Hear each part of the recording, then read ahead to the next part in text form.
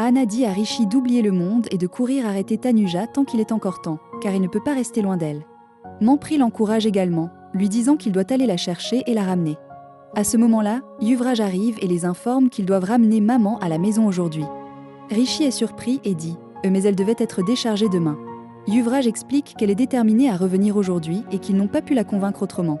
Il ajoute « quand tu verras maman, tu ressentiras de la douleur et de la souffrance, mais tu ne dois pas laisser cette douleur se voir sur ton visage et faire face à cela courageusement ». Rishi répond « ne t'inquiète pas, je ne laisserai aucune douleur se lire sur mon visage ». Pendant ce temps, Tanuja est dans sa chambre. Elle écrit quelque chose sur un morceau de papier et le laisse sur la table de chevet de Rishi avant de quitter la maison.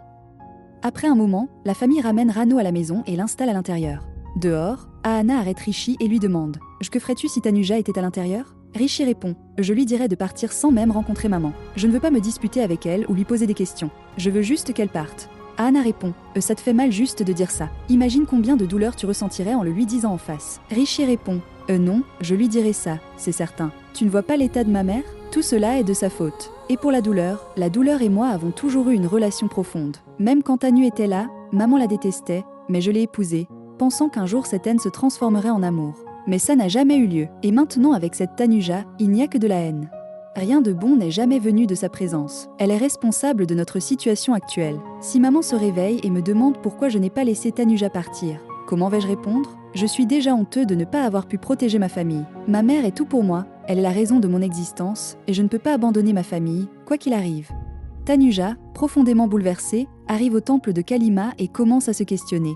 J'ai entendu dire que tu écris le destin de chacun et que tu peux aussi le changer. Alors pourquoi n'as-tu pas changé mon destin ? Pourquoi m'avoir donné tout ça pour tout reprendre ensuite ? Si tout devait être pris, pourquoi l'avoir donné en premier lieu ? Si tout devait être brisé, pourquoi l'avoir créé ? Ma famille me déteste tellement maintenant que je ne peux plus le supporter. Je ne peux pas vivre, je ne peux pas respirer. Que dois-je faire ? Tu m'as donné Rishi, puis tu me l'as pris. Tout ce que j'avais a disparu en un clin d'œil. En disant cela, Tanuja s'assoit par terre et pleure à haute voix. Après un moment, elle essuie ses larmes et dit « Je sacrifierai mon amour. Ce n'est pas seulement Rishi qui m'aime, je l'aime aussi. Je vais aller lui dire la vérité et prouver que je n'ai déposé aucune plainte. Si je n'ai rien fait, pourquoi suis-je punie ? Pourquoi devrais-je sacrifier mon amour pour un simple malentendu ? Je vais lui dire que je ne peux pas vivre sans lui. » À la maison, la famille aide Rano à entrer dans sa chambre, et Rishi lui dit « Tu voulais rentrer chez toi, non ? Regarde, maintenant tu es ici, entourée de toute ta famille. » Il la couche doucement sur le lit. Rishi s'assoit à côté d'elle, et Daddy s'assoit également près d'elle, disant « Rétablis-toi vite. Ça fait tellement de jours que tu m'as pas grondé. » Raj ajoute « Oui, le docteur a dit qu'il n'y a aucun danger. Tu vas te rétablir très bientôt. » Raj demande alors à Ahana de conduire Daddy dans sa chambre pour qu'elle se repose, qu'elle prenne de l'eau et rapporte les médicaments de Rano, car c'est l'heure de son traitement. Ahana emmène Daddy dans sa chambre et revient avec les médicaments. Rishi donne les médicaments à Rano, mais elle résiste à les prendre. Yuvraj dit « Peut-être qu'elle veut dire quelque chose. » Rano demande alors « As-tu quitté Tanuja ?»